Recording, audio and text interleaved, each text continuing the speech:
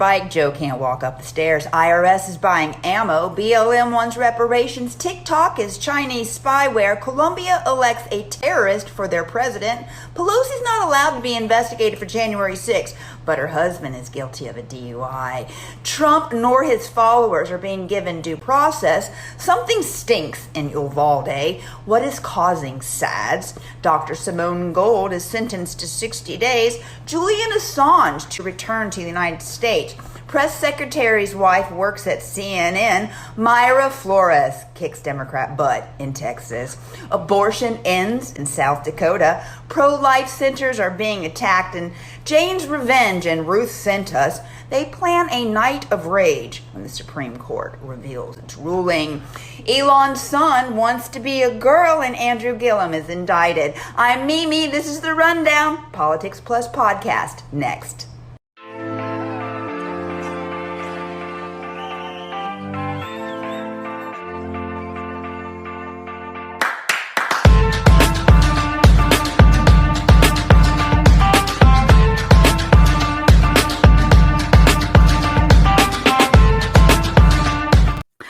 Welcome back to Politics Plus podcast, where we talk about politics plus so much more. Today's episode is Politics Plus Surviving Biden. And it will be discussed, as always, by me, Liberty Mel, my host, Maycie. So before we dive in, we'd like to make sure that you will like this video, subscribe to our channel, and share it with any friends that may be interested in how the hell to survive Biden's America. You can find each of us personally on Instagram. Our handles are located below in the description of this video, and you can find all of the links for the audio versions on our About page at the bottom. So, things are getting progressively harder in Biden's America. We're almost a year and a half into this. July 2nd actually marks the year and a half. So we live very differently. You're in New York State. I'm in Tennessee. You are a double income family. We're a single income family. We both have two children, approximately the same ages. But things are getting hard. I think this is a great opportunity for us to explain that, like, even with a single income family or a double income family, things have gotten progressively harder. And whereas so many people want to blame Russia or Trump or, you know, their neighbor or whoever the hell they want to blame, there's actual things going on that I really feel are important for us as people to talk about. Yes. And one of the things that is kind of pissing me off, well, not pissing me off, I just don't understand when they talk about the average household. What is the average household? Who is the average household? Because this is America, and what is average in America? The terms have changed in the last couple years. Look at the average median income. It's going down. But, you know, average at this point is sort of a very loose term. You know, I assume they mean like the median, you know, but even where does that line get drawn? I don't know, because the average American, is it the person who is living off of our taxes, who, you know, gets government assistance? Like, is that the average household? I don't understand. So when I was trying to do some research on this, it kind of like struck a chord in me, because I'm like, but who is the average household? What is the average household? What does that entitle? So. And I think both of us, even, you know, y'all obviously make a lot more than we do, but yeah, I feel like both of us are very average households. You know, I think that we would be considered, we are a nuclear families. We both have two children. I think that we fall into that category of the average American families. And the things that people are sitting around their kitchen tables talking about right now are money. You know, money is where this line is really coming into play. And I think that for the average, let's not even say household, for the average American, what would you say is the top money drainer right now for a family? Gas. Yes, gas is getting higher and higher and higher. And I read an article by CNN this morning that was talking about, which actually made me laugh. It was talking about how by 2023, we shouldn't be having gas issues, you know? And I'm like, well, what is that dependent on? Is that dependent on Biden being able to find somebody that will actually sell him gas? Like, I don't feel like you can make that statement in the situation that we're currently in. Unless he's willing to start, you know, doing it here in America again. You know, it would make sense, but no, day one, we cut off all drilling, all new pipelines being created. The current pipelines, you know, they got stopped. I just think that there's so much that goes into this.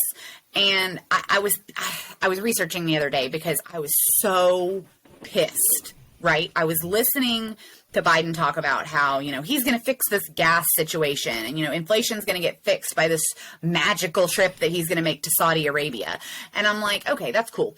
But do you understand that it costs $177,000 to keep Air Force One in the air for an hour? I know. 1 hour.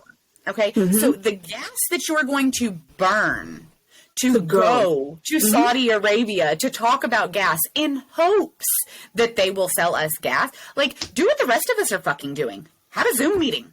You know? That's what I was going to say. He did it before. Exactly. I'm like, what is Wear the your problem? mask on Zoom and talk about it. Well, my husband was like, I asked my husband that question and he was like, babe, they wouldn't answer the phone. And I'm like, huh. You make a valid point, you know, but when we talk about gas is energy prices alone are up 34.6%, right? Yes. But the average, like we were talking about, the average typical household is paying $460 more a month right now in food, services, gas, like all of the stuff. On average, we're paying about $500 more a month for the things that we were buying previously. I know that I've talked about this with y'all personally, but I actually looked, my bank account is super cool because when I go to my app, it's able to like, it pops up this little message and it's like, you spent more on auto than anything else last month. And I'm like, I spent more on gas than my mortgage last month. So I looked at the breakdown that it gave me and the breakdown showed me that in January, my family spent $313 for an entire month at gas stations. Okay. February, that jumped up to $585 a month. March, $693 a month. Wait, April, is that one vehicle or two vehicles? That's two vehicles. We actually just recently decided that we were going to cut down to just using one vehicle. That means we only do oil changes in one. We're only filling up one. We haven't filled up our gas tank. No. We haven't filled up our gas tank in a hot minute. But, April, we went up to $740. May, we went up to $869 in a single month at gas stations. And the thing is, I look at that and I'm like, as this year has progressed, we have told our kids more and more, no, we're not going inside to get a drink. No, we're not getting any snacks. No, we're not, those things have been cut out. Yeah.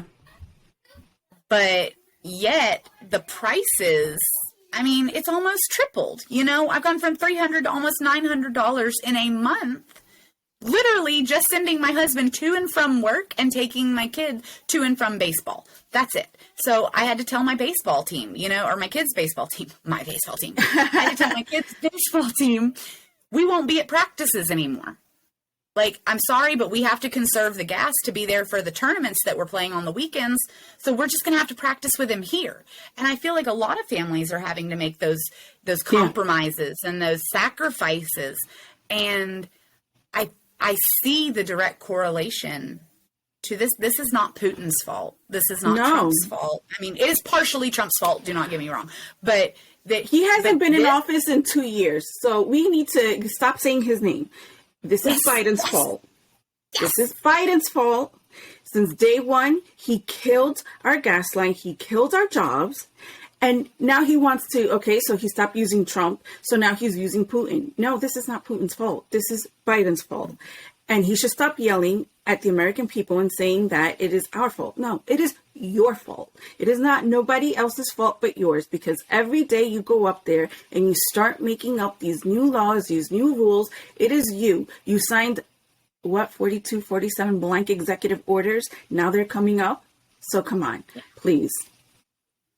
And not even the executive orders. Like, now he's coming out and he's asking gas stations, can you please lower the cost of gas? And I'm like, yo, that's your job. Like, I know. Your job.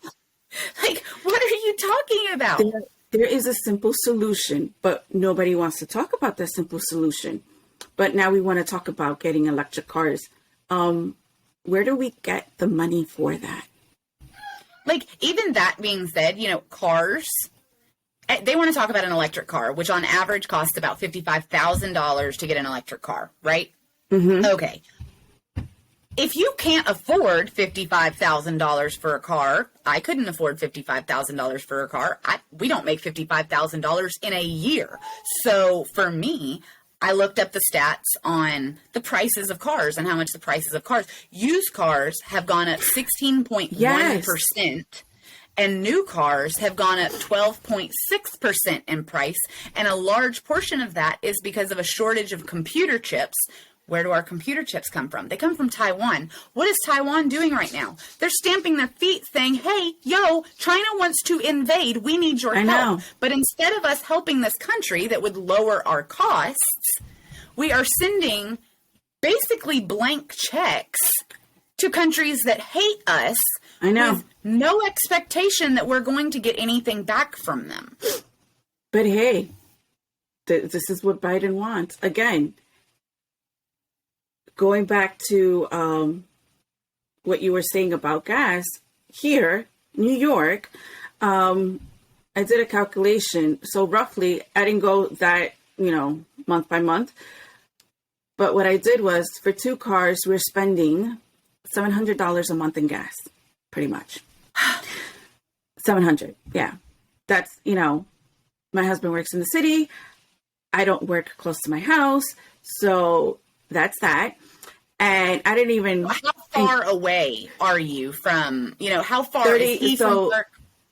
So pretty much it's 72 miles one way for him. So doing that twice. And then not only that, when he comes home, he's not coming straight home. So he's stuck in traffic, which that's the other thing. So the more you're stuck in traffic, the more gas you burn. Yeah. So, and I work 30 miles away from home. So there goes that. And then, kids' activities, I come, pick them up, drop them off wherever they need to go. So that's $700 a month. If you calculate that for the year, that is almost, what did I put? Almost $8,000. A little bit more than $8,000 a year on gas. Just gas. $8,000. Isn't that insane? That is absolute insanity. Like, and I mean, I feel it's heartbreaking. Like, I don't often talk about feelings, but it is genuinely heartbreaking to American people to see, I have to either put gas in my car to get to work, or I have to cook, a big Sunday dinner. Like, I can't do both.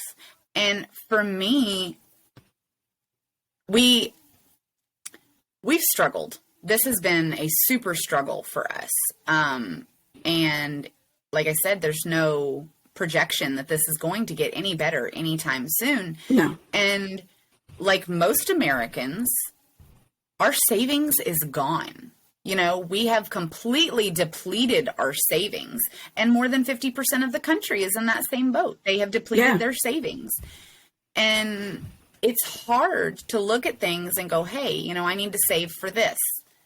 But now I fear that a lot of Americans are in this position where the lack of money and the lack of ability to provide is going to send people into a deeper depression. Like, mentally, it is wrecking people. Well, yeah, especially, when you have to tell your kids, it's either one or the other. You can't have this or we can't do that. And it's hard because kids don't know what's going on, and I try not to burden them with all that, with all the news, but some of the things as parents, we have to make tough decisions. And, I look at it as this, maybe it was a blessing, in disguise. When I was growing up, my dad worked 2 jobs. I'm the oldest of 6. My dad provided for us. He refused to take government assistance. So maybe in a way, I'm kind of used to it, but I don't want that for my kids. And I think that's what drives me to get better, to do something else, to say, you know what, I don't want to go down that route with my kids. I've already experienced it. I know what it does.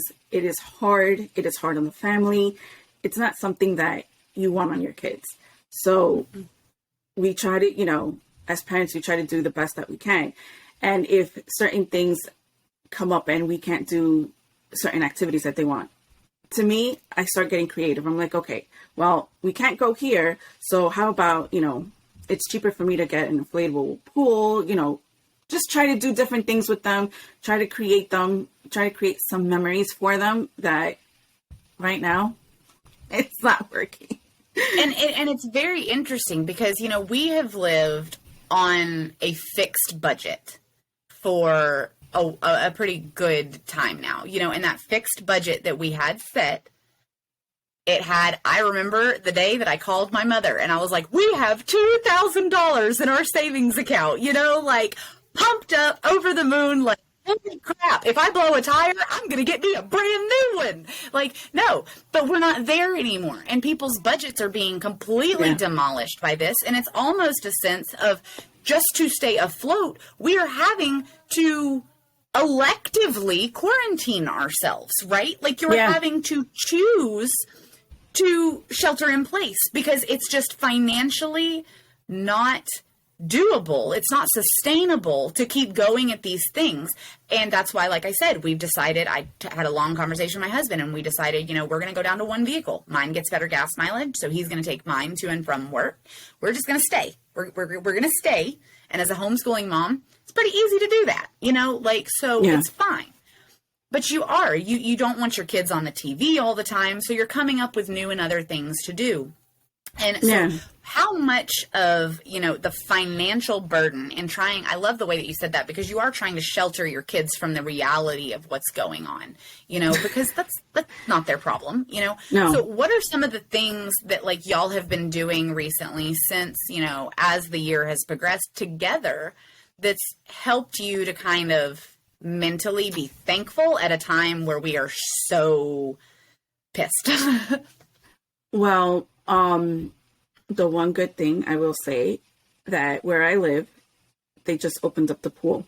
So I don't have to go drive anywhere to take them to the pool. So we can do that.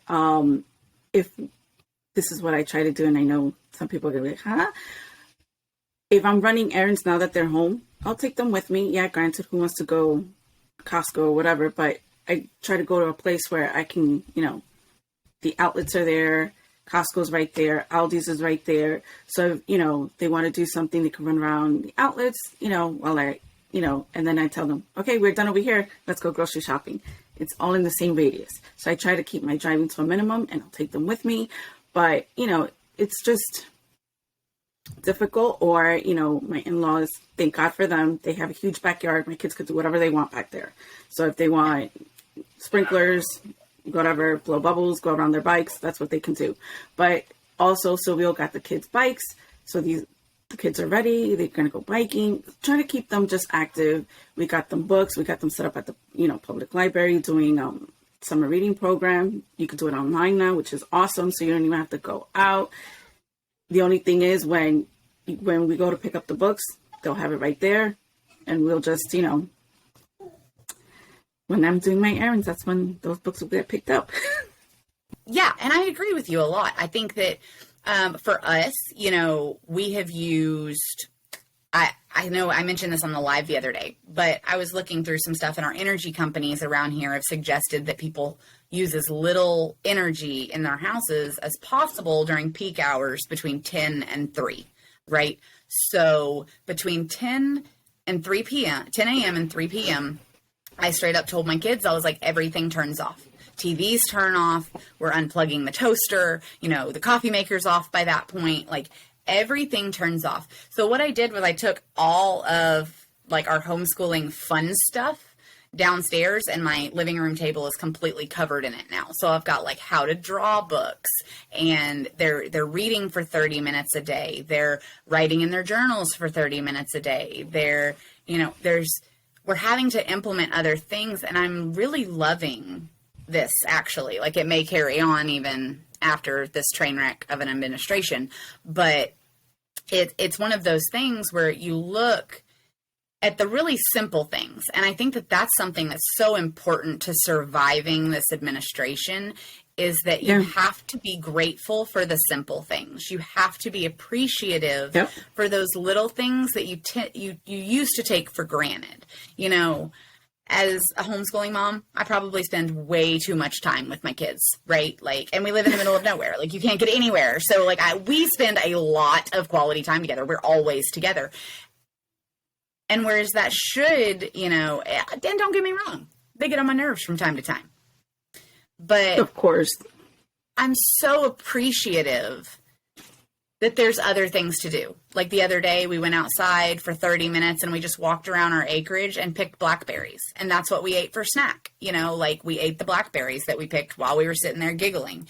And those are those things as a parent. And, you know, it makes me think back to the time in previous recessions where, you know, people were having to huddle together and stick together and go off the bare minimum. Yeah. But I think that there's a large demographic of people who are going to be resentful for having to do things like that.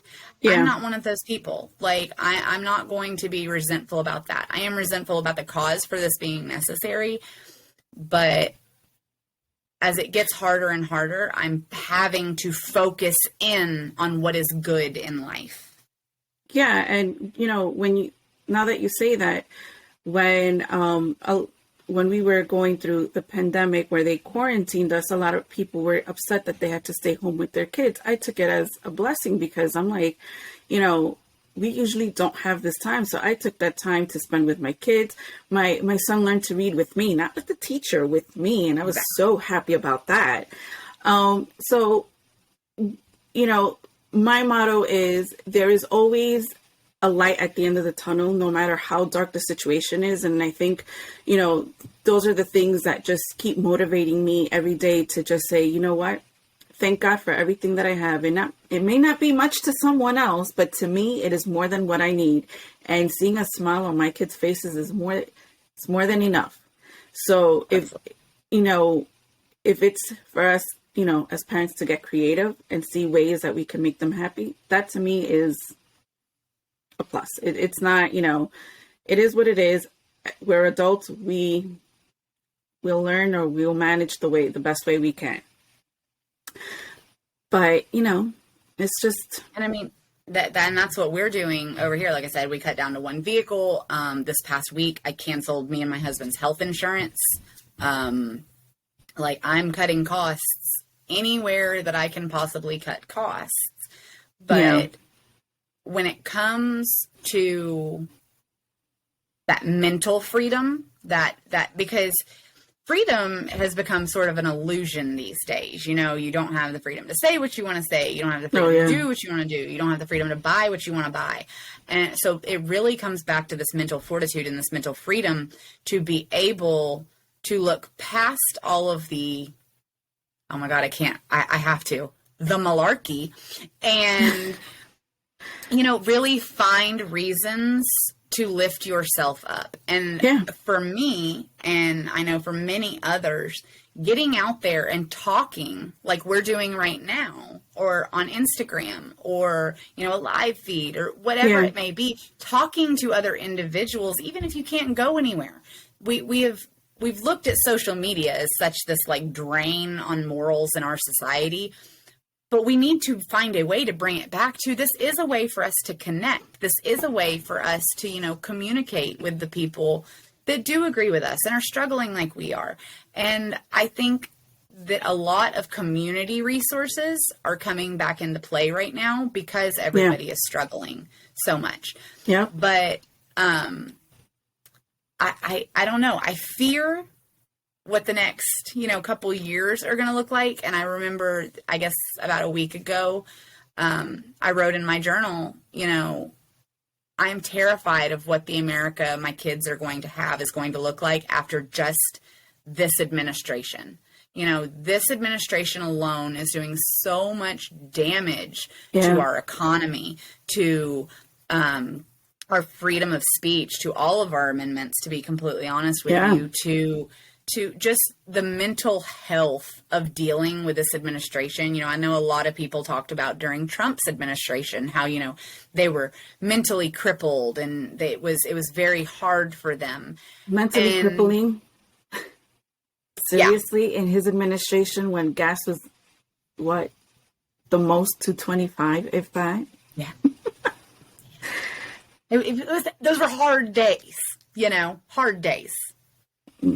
But, and I know it's been said over and over, but I would much rather have lower gas prices and mean tweets than where we are right now. And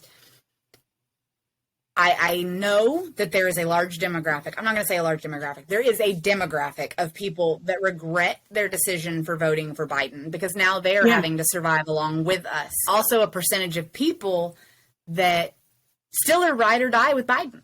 And, that's their prerogative. That's whatever. I guess you're in a better financial situation than we are.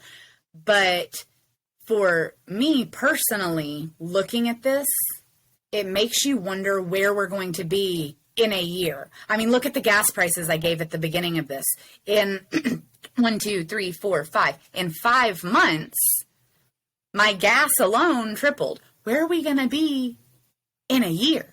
In 2 more years? We haven't even talked about food yet. Yes, let's talk food. So, okay. So going back to New York, I'll keep it simple. I used to go to Aldi's. I'll say about 2 years ago. 27 items would cost me, the most $50. And I'm talking about fruits. I don't buy meat at Aldi's, but everything else I would get, snacks, whatever. Today, not even 27 items, 18 items, $70.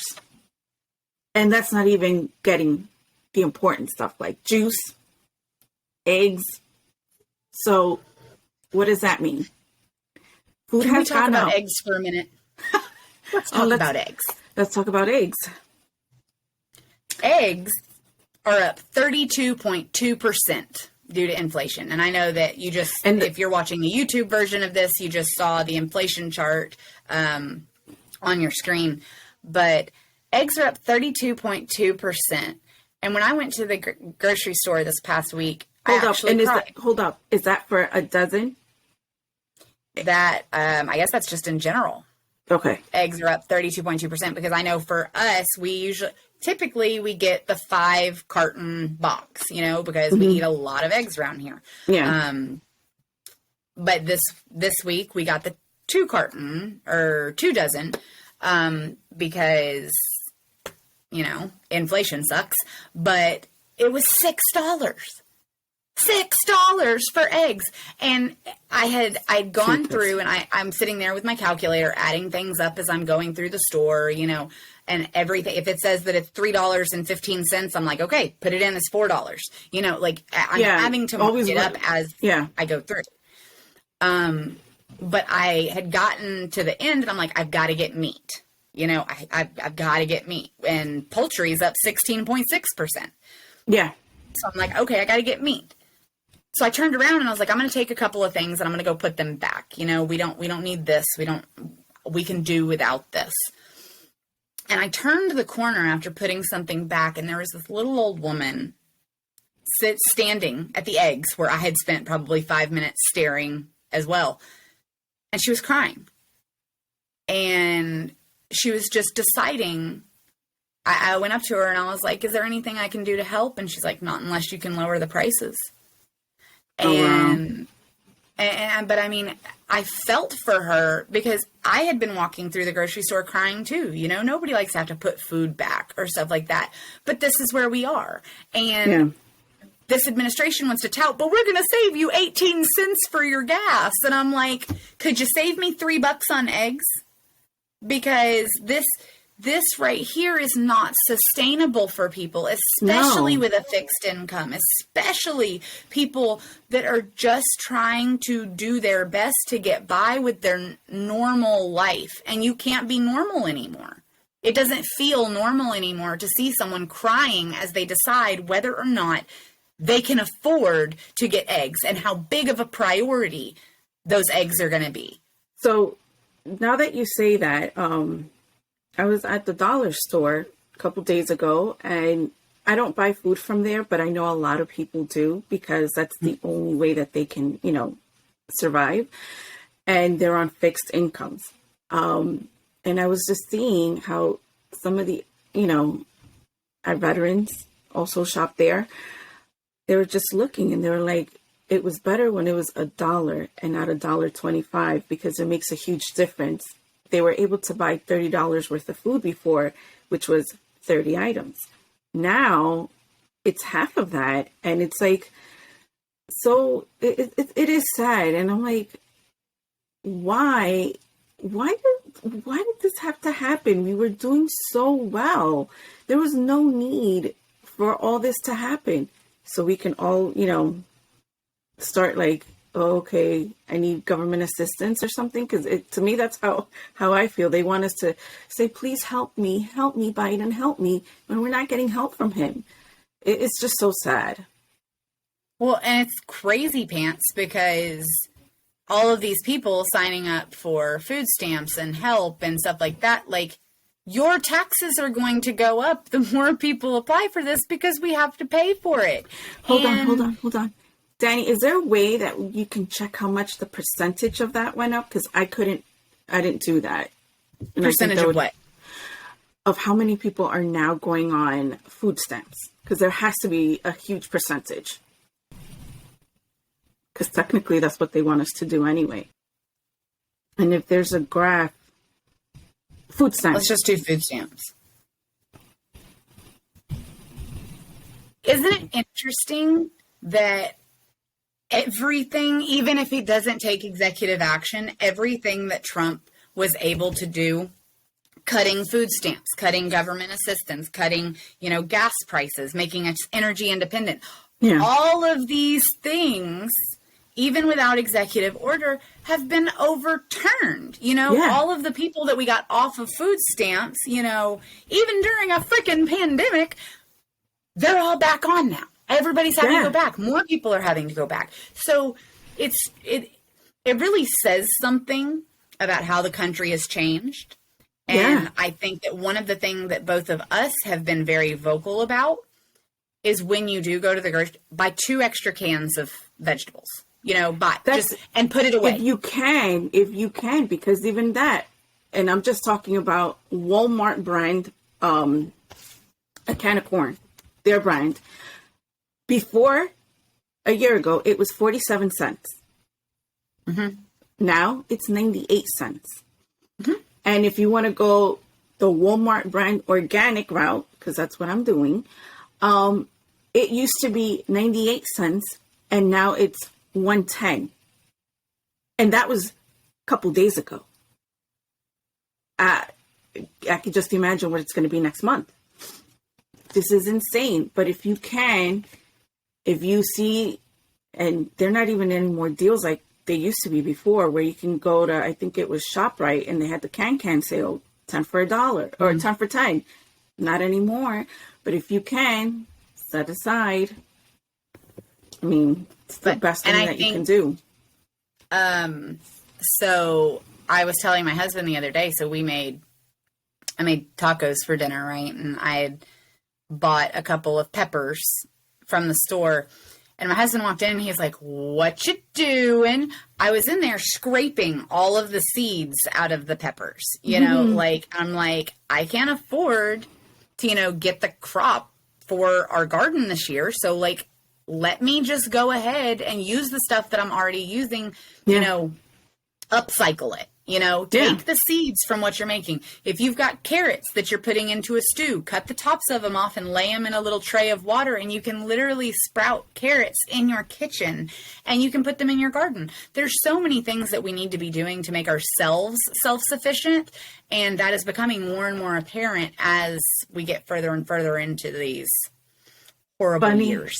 Funny that you say that, because I'm one of those weirdos that I've been going on YouTube and on Instagram trying to regrow your vegetables. The same. That's my favorite type of weirdo, Mel. You are my favorite type of weirdo. I just learned yesterday that you can grow cherries from once you're done with the pit, you soak it in water, then you cut it, and the seed is right in there. You put it in a paper towel. You let it, I think it sprouts up, and then when it sprouts up, you put it in a pot, in a small pot. You throw it in there. You put a plastic bottle on it so it can stay humid, and then it grows, and then you have leaves, and then you can put that in your garden. You're essentially making yourself like a little itty bitty greenhouse, with the bottle. Yes. And so I think that more people need to know things like this. More people need to understand, even if you can't afford to go, buy yourself an apple tree. Well, apples have seeds, you need to try, look for other ways. We are going to have to be creative through the next couple of years, whether it's financially, whether it's entertainment wise, no matter what it is, we are going to have to get creative. And searching for stuff like that, there's I'm not a fan of TikTok, but there's a TikTok commercial that I have had to watch over and over and over again on my Fire Stick that is, it's called #TikTok taught me. And I think that there's, and there's like people, saying, oh, well, this is how you do this. And I think that the sharing of information and knowledge and how to do things is not only important, but it can be fun. It can be something that you enjoy doing. So much so that they're making it trendy for TikTok and for commercials and stuff like that. So I think that we're going to have to get creative. We're going to have to get, really resilient and develop some thicker skin and find some ways to make it through this.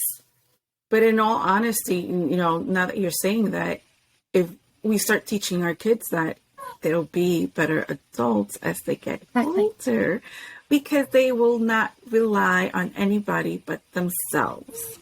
Mm-hmm. So that's also, one of those light at the end of the tunnel type of things that I see. I'm like, well, they'll learn something. Exactly. They'll learn to get dirty too.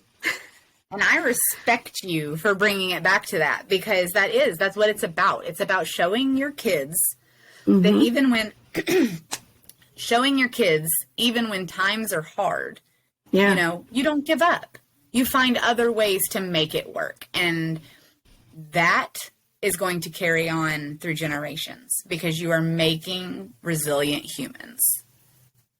Yeah, I think, in all honesty, it is a difficult time where we're at, but the bright side is going to be that these are the kids that are going to be the future.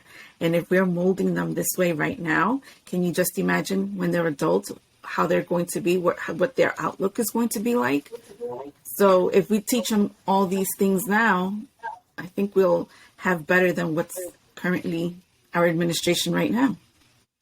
Fingers are crossed for those that can't see it on the visual version. If you're on audio version, I have both fingers crossed and my legs are crossed right now. I'm praying that that's the case. I am really praying that we can move forward from here and we can lift ourselves up from here. But as these rates that we've talked about have risen, the electricity rose 12% over the past year, and that's the biggest increase since 2006. Natural gas has gone up 30.2%, and that's the biggest jump since 2008. Food is up 11.9%, biggest jump since 1979. Okay? Like, we are talking, housing costs are up 5.5%, but that's the biggest jump since 1991. We are looking at things as they continue to get worse and have people go, oh, well, we need to blame so-and-so, or we need to blame so-and-so. No, the hell we don't. We need to survive this. And as Americans, we need to be able to come together and use, that Pinterest and Instagram or TikTok or whatever the hell it is you use to educate yourselves on how to be still thrifty. there.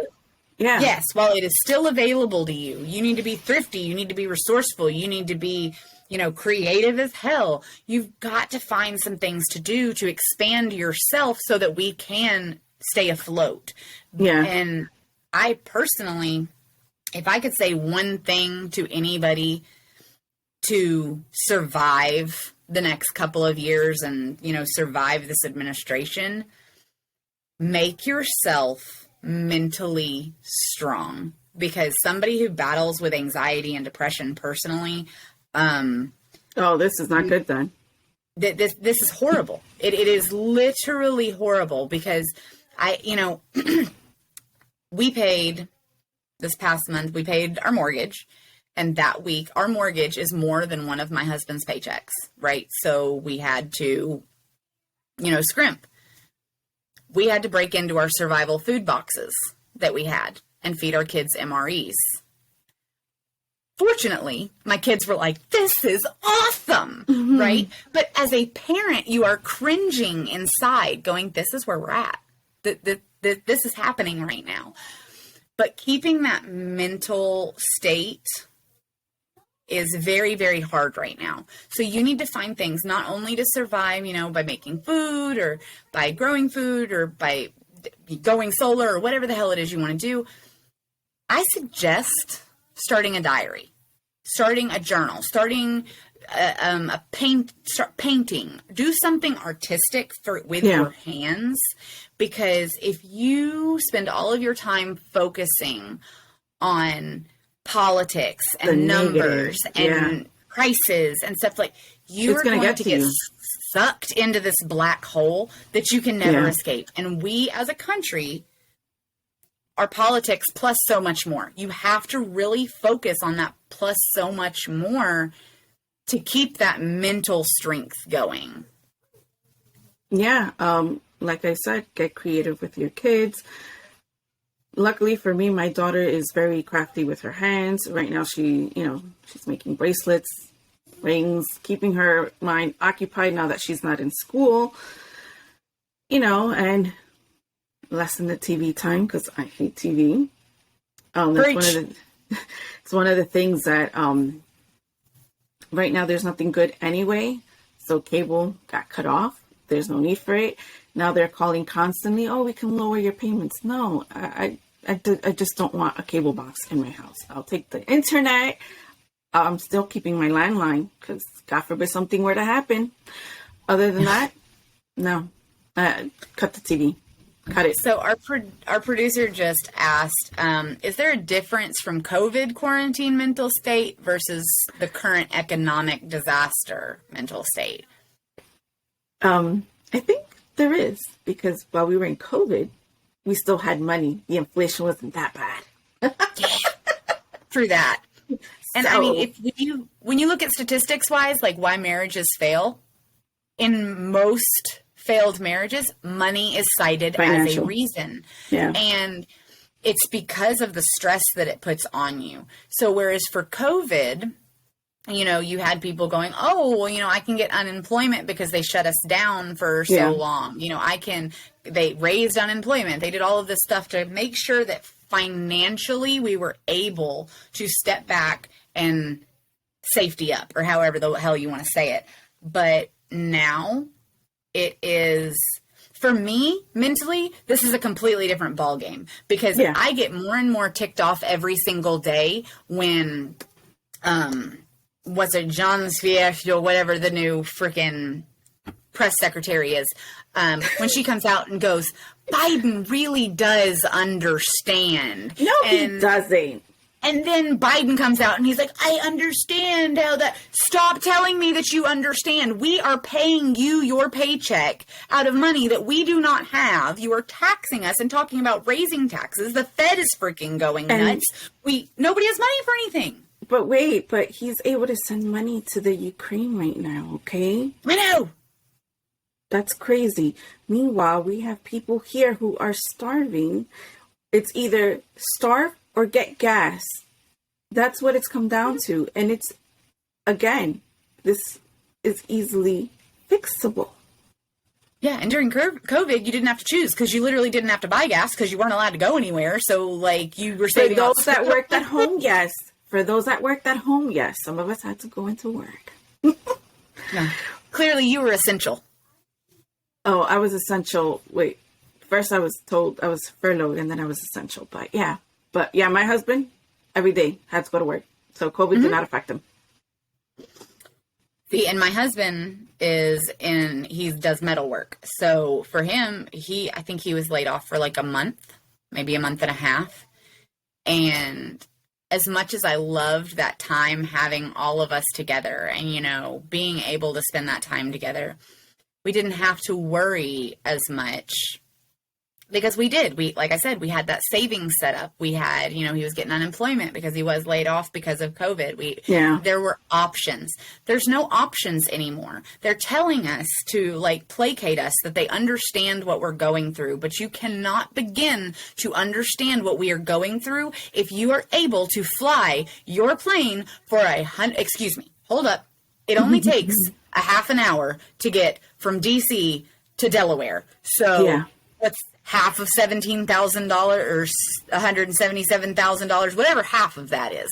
We're spending more than $40,000, $50,000 to get this fool to go on vacation so that he can crash his bicycle. You know, like, you don't understand the problems that we're facing because we are continuing to pay you. Like, if somebody was to go to him and go, do what Trump did, give your paycheck back to the country.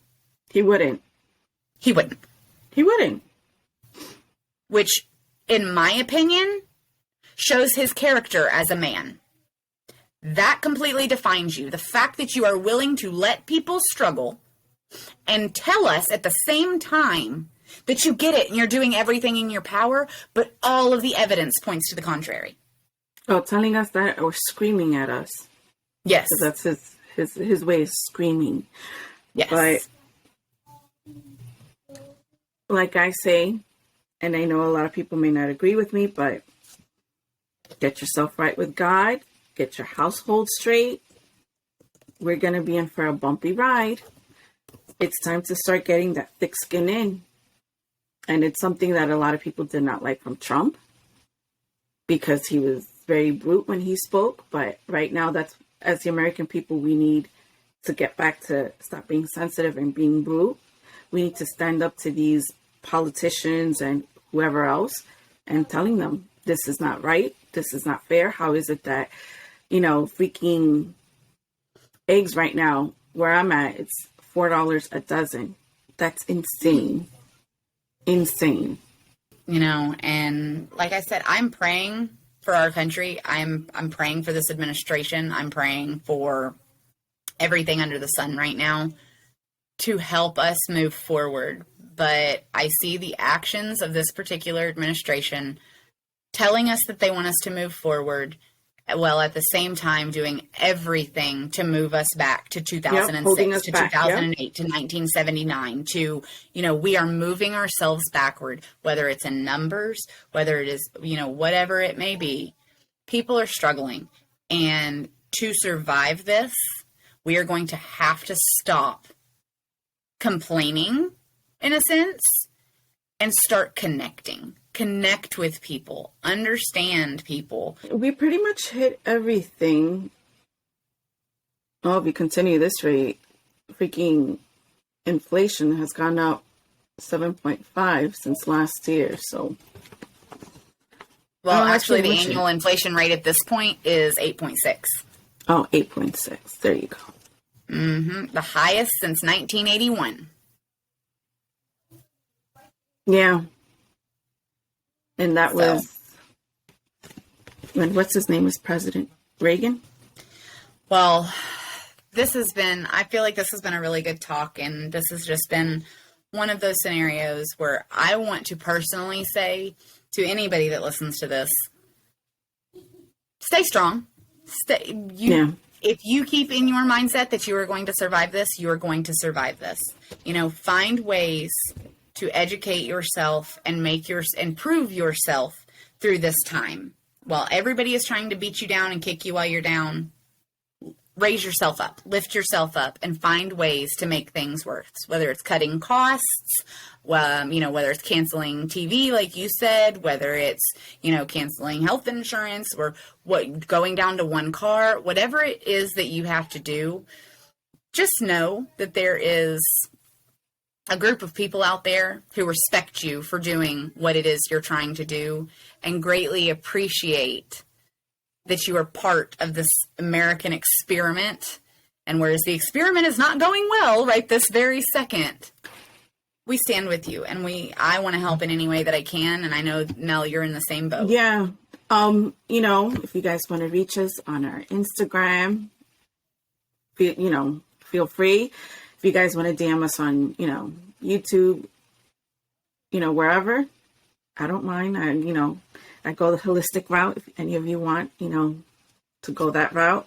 It helps for people to know that they are not alone. You're not alone in the struggle. Most of us are struggling right now. It could be mentally or financially. It's just, we're here to help. Absolutely. And so if anyone is going through this or feeling this way, go ahead and drop it in the comments down below. Let us know what you're struggling with, what your focus is, what are you seeing? If you think that, Biden is doing an absolutely phenomenal job. We want to hear that too. Yes, if Biden is doing a wonderful job and this administration is just doing everything that you thought that they would do and you're so proud of it, tell us why. Because I would genuinely, I really want to hear from y'all. I want to know what it is. But this has been an absolutely incredible episode, and I've thoroughly enjoyed my time with you, Mel. Thank you.